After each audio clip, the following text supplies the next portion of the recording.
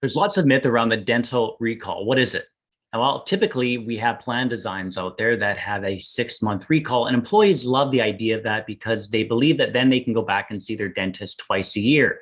There's more perceived value with a 6-month recall versus having a 9-month recall. But there's very little scientific evidence that suggests having a 6-month recall, meaning an oral exam done by the dentist twice a year, is going to have a dramatic impact on the overall health of the patient.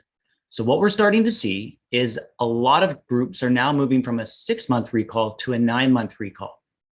Now, I know what you're probably thinking. Employees are not going to like that because they are only going to get to see the dentist once a year. That's actually not true. The recall itself is this. The recall is when you go into the dentist and the hygienist comes in and they usually do their thing. And then the dentist comes in and checks. The moment that the dentist comes in and checks and does their oral exam on you, that itself is the recall. It doesn't necessarily preclude the hygienist from doing more work on you throughout the year. So you can still see the dentist, or rather you can still go to the dentist twice a year and get your hygiene done. You're just not going to necessarily see the dentist with a 9-month recall. Make sense? The benefit of having a 9-month recall is that it will bring costs down, and claims will then be normalized, and you potentially could be saving a little bit of money on each and every plan member under your plan. So consider that.